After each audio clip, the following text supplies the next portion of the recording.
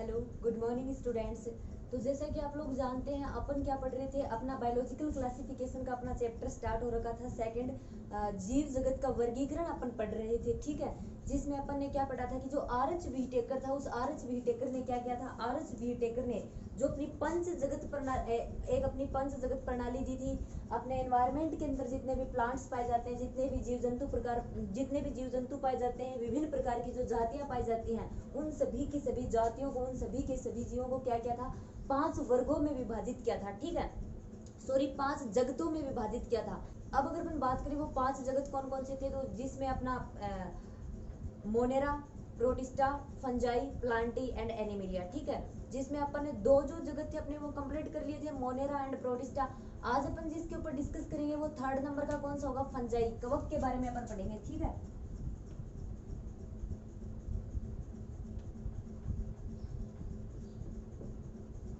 अब फंजाई और कवक क्या होते हैं, आपको नॉर्मल पता भी होगा। अपने खेतों में या फिर अपने घरों के आसपास के नॉर्मल एनवायरनमेंट में कई प्रकार के फंजाई या फिर कवक जो होते हैं वो उग जाते हैं। जैसे कि आपने देखा होगा कि जो अपना भोजन होता है, उस भोजन को अपन रेफ्रिजरेटर के अंदर क्यों रखते हैं। भोजन को रेफ्रिजरेटर के लिए में इसीलिए रखा जाता है ताकि अपन अपने भोजन को बैक्टीरिया एंड फंजाई से सुरक्षित रख सके। क्योंकि फंजाई या फिर जो कवक होते हैं ये क्या करते हैं, ये अपने भोजन को प्रदूषित कर देते हैं। अलग अलग प्रकार की डिसीज भी ये क्रिएट करते हैं, अलग अलग प्रकार की बीमारियां भी जो फंजाई और कवक होते हैं ये फैलाते हैं। अगर मैं नॉर्मल आपको फंजाई बताऊं तो आपने कभी खेतों में देखा होगा, जैसे व्हाइट व्हाइट कलर की सी होती है, जिसको अपन अपनी नॉर्मल भाषा में बोलते हैं सांप की छतरी, ठीक है। वो क्या है, वो एक फंजाई होती है। अब अगर अपन डिस्कस करें किस प्रकार के ऑर्गेनिज्म इसके अंदर आते हैं, उनकी सेल की स्ट्रक्चर किस प्रकार की होती है, बॉडी की स्ट्रक्चर किस प्रकार की होती है, पोषण किस प्रकार का होता है, फर्टिलाइजेशन निषेचन किस प्रकार से होता है, तो ये जो अपने फंजाई या कवक होते हैं, इनमें मोस्टली कौन से जीव आते हैं, इनके अंदर वो जीव आते हैं जो यूकैरियोटिक होते हैं, ठीक है। इनमें कोशिका भित्ति जो होती है वो उपस्थित होती है, लेकिन वो कोशिका भित्ति क्या होती है, सेलुलोज रहित होती है, ठीक। अपना सेकंड पॉइंट हो गया ये यूकैरियोटिक जीव होते हैं, इनमें कोशिका भित्ति पाई जाती है, लेकिन कोशिका भित्ति जो होती है वो सेलुलोज रहित होती है। और नेक्स्ट अगर अपन बात करें तो इनके अंदर केंद्रक झिल्ली भी पाई जाती है, सेल मेम्ब्रेन भी इनमें प्रेजेंट रहती है। पोषण की अगर बात करें, न्यूट्रिशन की अगर अपन बात करें तो ये क्या होते हैं, परपोषी होते हैं। परपोषी कौन से होते हैं, जो दूसरे जो जीव होते हैं, दूसरे ऑर्गेनिज्म जो होते हैं उनसे अपना पोषण प्राप्त करते हैं, ठीक है। ये 2 प्रकार के होते हैं, मर्तोपजीवी और परजीवी। मर्तोपजीवी मतलब जो मर्त जो सड़े गले कार्बनिक पदार्थ होते हैं ना, उनसे अपना फूड, अपना भोजन प्राप्त कर, और मर्त और सड़े गले जो कार्बनिक पदार्थ होते हैं उनसे अपना भोजन प्राप्त करने के कारण इसमें कौन सी कैटेगरी के ऑर्गेनिज्म आते हैं, परपोषी, ठीक है।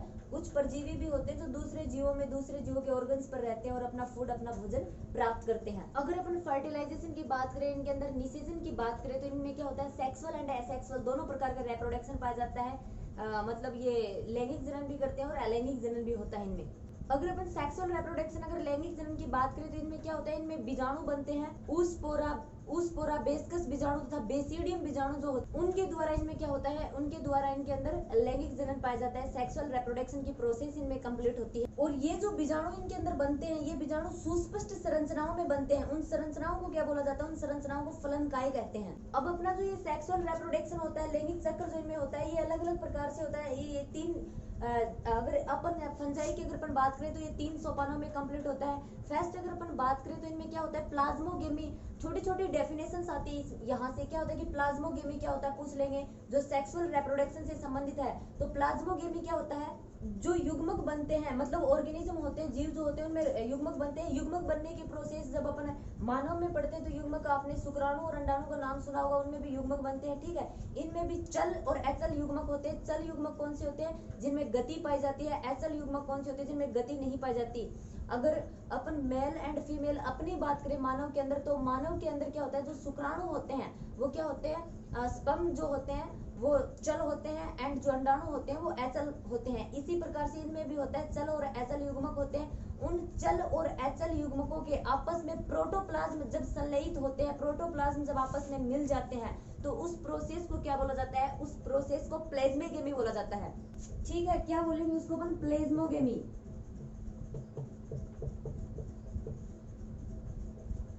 दो चल और अचल युग्मकों के प्रोटोप्लाज्म का संलयन क्या कहलाता है, दो चल और एचएल युग्मकों के प्रोटोप्लाज्म का संलयन प्लाज्मोगेमी कहलाता है। नेक्स्ट अगर अपन बात करें नेक्स्ट पॉइंट की केंद्रक संलयन किसे कहते हैं, तो केंद्रक संलयन किसे कहते हैं, दो केंद्रकों के संलयन को ही क्या बोला जाता है, केंद्रक संलयन बोला जाता है। ठीक है, दो केंद्रकों का संलयन क्या कहलाता है, केंद्रक संलयन।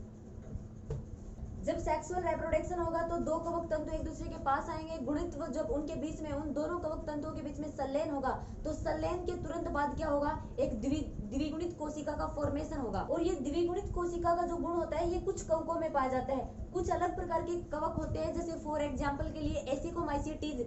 इनमें क्या होता है, इनके अंदर ये होता है कि एक ही कोशिका के अंदर दो केंद्रक बन जाते हैं और इस परिस्थिति को क्या बोला जाता है, इस परिस्थिति को केंद्रक युग्म बोलते हैं। ठीक है, जब एक ही कोशिका के अंदर द्विकेंद्रित अवस्था हो अर्थात एक ही कोशिका के अंदर दो केंद्रक बन जाएं, तब उसको क्या बोला जाता है, तब उस अवस्था को केंद्रक युग्म बोला जाता है। उस परिस्थिति को अपन केंद्रक युग्म क्यों बोलेंगे, युग्म का मतलब क्या होता है, जोड़ा। और एक कोशिका के अंदर एक केंद्रक होना चाहिए था, जबकि एक कोशिका के अंदर दो केंद्रक बन गए तो वो क्या हो गया, केंद्रक युग्म हो गया। और ये जो प्रावस्था होती है ना, ये प्रावस्था फंजाई की, कवक की, या फिर इसको अपन फंगस भी बोलते हैं, फंगस की क्या होती है, द्विकेंद्रक प्रावस्था होती है। ठीक है, ये द्विकेंद्रक प्रावस्था होती है केंद्रक युग्म वाली।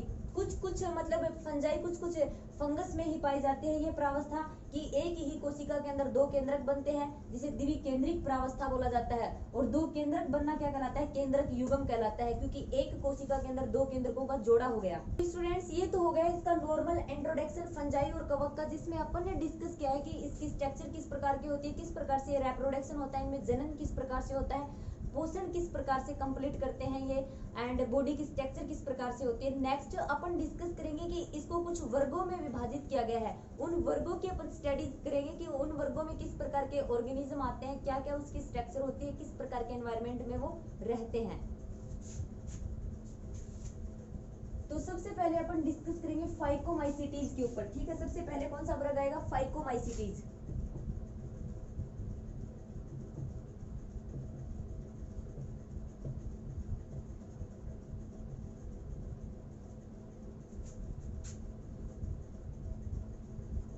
अब अगर अपन बात करें अपना जो ये फाइकोमाइसीटीज होते हैं, ये इसमें जो कवक पाई जाती है वो किस प्रकार के एनवायरनमेंट में रहती है, तो ये जलीय स्थानों पर, नम स्थानों पर, अपनी जो सड़ी गली लकड़ियां होती है उन सड़ी गली लकड़ियों के ऊपर, या फिर जो सीलन वाले स्थान होते हैं ना जहाँ पर नमी पाई जाती है जिन स्थानों पर, उन स्थानों पर इस प्रकार के फंजाई या फिर कवक जो होते हैं वो उगे हुए रहते हैं। और ये इसमें क्या होता है, कवक का जाल होता है, कवक का जाल जो होता है वो बहुकेंद्रित होता है।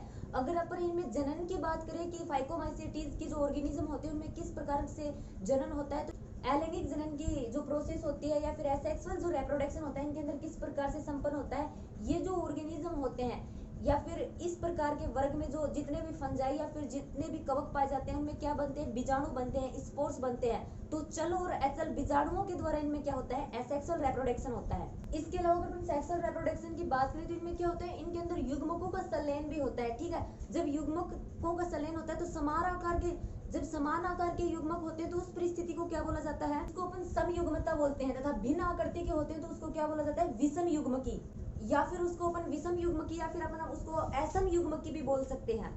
अब अगर अपन अपने फाइकोमाइसीटीज के फॉर एग्जांपल बात करें तो इसमें कौन कौन से एग्जांपल आएंगे, म्यूकर, सेकंड अपना आएगा राइजोपस। ठीक है, अब म्यूकर और राइजोपस क्या होते हैं, जो अपनी रोटी होती है उस रोटी की फंजस या फिर कवक होते हैं, रोटी जब बासी जब भोजन हो जाता है उसके ऊपर भी कुछ कवक कुछ फंजाई आ जाते हैं, तो ये किसके होते हैं, तो अपने जो ये राइजोपस वगैरह ये कौन सी फंजाई कौन सी कवक है जो रोटी के ऊपर पाई जाती है परजीवी के रूप में। इसके अलावा अगर अपन बात करें तो एक होती है एल्बुगो। ठीक है, और एल्बुगो किसके ऊपर परजीवी के रूप में पाई जाती है, सरसों के ऊपर, और ये रोटी के ऊपर। ये एग्जाम्पल बहुत ही मतलब इंपॉर्टेंट होते हैं, छोटे क्वेश्चन पूछ सकते हैं, रोटी के ऊपर कौन सी फंजाई या फिर कौन सा कवक जो है वो परजीवी के रूप में पाया जाता है, या फिर अपनी सरसों के ऊपर कौन सा मतलब फंजाई या फिर कवक जो होता है वो परजीवी के रूप में पाया जाता है। तो म्यूकर और राइजोपस जो होते हैं वो रोटी के फंजाई या फिर कवक होते हैं, अपना जो एल्बुगो होता है वो किसका होता है, वो सरसों का होता है। ओके, अब अपन अपने नेक्स्ट वर्ग के बारे में डिस्कस करेंगे। फाइकोमाइसीटीज के बारे बाद में आता है एस्कोमाइसीटीज।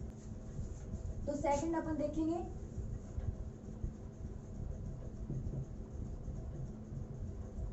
एस्कोमाइसीटीज।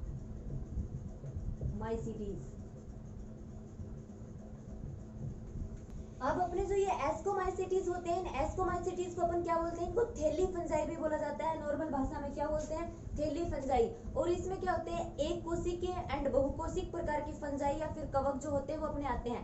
अगर अपन एक कोशिक का एग्जांपल देखें तो आपने नाम जरूर सुना होगा यीस्ट का, ठीक है। यीस्ट जो होता है वो एक कोशिक एस्कोमाइसीटीज क्या होती है, फंजाई होती है।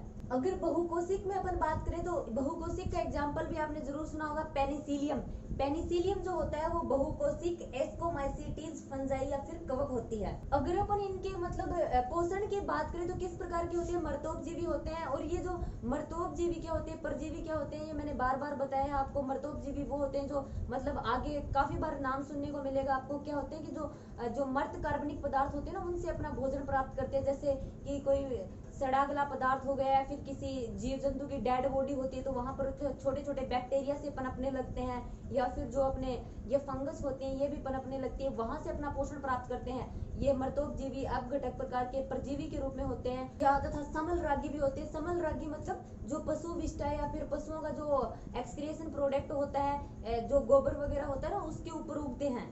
और अगर अपन में रेप्रोडक्शन की बात करें, जनन की बात करें तो किस प्रकार से होता है, अलैंगिक जनन इनमें पाया जाता है। बीजाणु बनते हैं, उन बीजाणु को क्या बोला जाता है, केनेडिया बोला जाता है। और ये जो कोनेडिया होते हैं ये क्या करते हैं, ये अंकुरित होकर कवक जाल बना लेते हैं, ठीक है। इनमें जो लैंगिक जनन होता है, अपना सेक्सुअल रिप्रोडक्शन होता है, उसमें भी जो बीजाणु बनते हैं, उसमें भी बीजाणु बनते हैं। उन बीजाणुओं को क्या बोला जाता है, उन बीजाणुओं को एस्कस बीजाणु बोला जाता है। तो इसमें जो अपने एस्कस बीजाणु होते हैं, उन एस्कस बीजाणुओं के द्वारा क्या होता है, लैंगिक जनन की जो प्रोसेस होती है, सेक्सुअल रिप्रोडक्शन जो होता है वो इनमें कंप्लीट होता है। और ये जो एस्कस अपने बीजाणु होते हैं, जिनको एक वचन में अपन ऐसा ही बोलते हैं, ये विभिन्न प्रकार के फलनकाय में लगे होते हैं। फलनकाय जब अपन, मैंने आपको थोड़ी देर पहले बताया था, फलनकाय क्या होता है, अपने जो ये स्पोर्स होते हैं, अपने जो ये बीजाणु होते हैं, ये क्या होते हैं, सुस्पष्ट संरचनाओं में विकसित होते हैं। उन सुस्पष्ट संरचनाओं को फलनकाय बोला जाता है। तो अपने जो ये एसाई या फिर एस्कस जो होते हैं, ये विभिन्न प्रकार के फलनकाय में लगे होते हैं, जिनको क्या बोला जाता है, जिनको एस्कोकार्प बोला जाता है। अगर अपन एस्कोमाइसीटीज के कुछ एग्जांपल्स की बात करें तो क्या है, इसमें आते हैं मोरिल तथा बफल। मोरिल तथा बफल जो होते हैं ये बहुत ही स्वादिष्ट होते हैं, खाने के लिए इनका यूज किया जाता है, ठीक है। मोरिल और बफल एस्कोमाइसीटीज जो फंजाई होती है, इनका यूज किस में किया जाता है, खाने में किया जाता है। नेक्स्ट अगर अपन तीसरे वर्ग की बात करें तो कौन सा आएगा, तीसरा आएगा अपना बेसिडियोमाइसीटीज।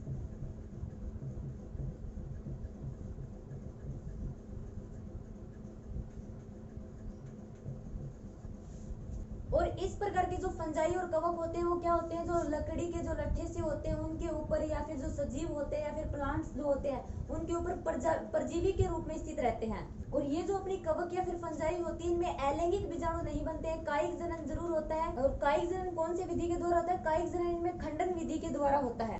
इनके अंदर लैंगिक अंग तो नहीं पाए जाते, लेकिन जो युग्मक होते हैं, युग्मक संलयन की प्रोसेस इनमें पाई जाती है। प्लाज्मोगेमी की प्रोसेस जो होती है इनमें कंप्लीट होती है। इनमें क्या होता है, दो कायिक कोशिकाएं आपस में संलयित होती है, और जब दो कायिक कोशिकाएं आपस में संलयित होती हैं तो उससे बनने वाली जो संरचना होती है, दो कायिक कोशिकाओं के आपस में मिलने से, उनके फ्यूजन से, उनके संलयन से द्विकेंद्रिक संरचना बनती है, ठीक है। उस द्विकेंद्रिक संरचना को क्या बोला जाता है, बेसिडियम बोला जाता है।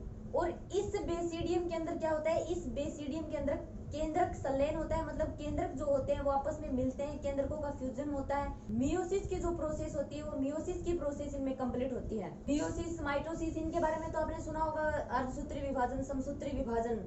और जब ये जो अपना बेसिडियम होता है, इसके अंदर केंद्रक संलयन होता है, मियोसिस की प्रोसेस होती है, तब क्या होता है, तब उसके अंदर 4 बेसिडियम बीजाणुओं का फॉर्मेशन होता है, 4 बेसिडियम बीजाणु बनते हैं। और ये जो बेसिडियम होते हैं, ये बेसिडियम किस पर लगे होते हैं, फलनकाय पर लगे होते हैं, जिसे क्या बोला जाता है, जिसे बेसिडियोकार्प बोला जाता है। अगर सामान्य एग्जांपल की अपन बात करें बेसिडियोमाइसीटीज में, तो मशरूम आते हैं इसके अंदर, पिक्सीनिया भी इसका एग्जांपल है एक, एंड ओस्टिलेगो भी क्या है, ओस्टिलेगो भी एक बेसिडियोमाइसीटीज फंजाई या फिर कवक होती है।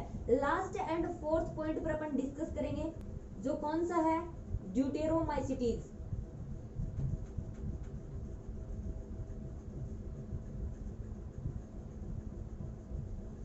अब अपने जो ये ड्यूटेरोमाइसीटीज कवक होते हैं, इनको क्या बोला जाता है, इनको अपूर्ण कवक भी बोला जाता है, बिकॉज इनके अंदर अलैंगिक एंड कायिक जनन की प्रोसेस ही पाई गई है, लैंगिक सेक्सुअल रिप्रोडक्शन की कोई प्रोसेस इनमें पाई नहीं गई है।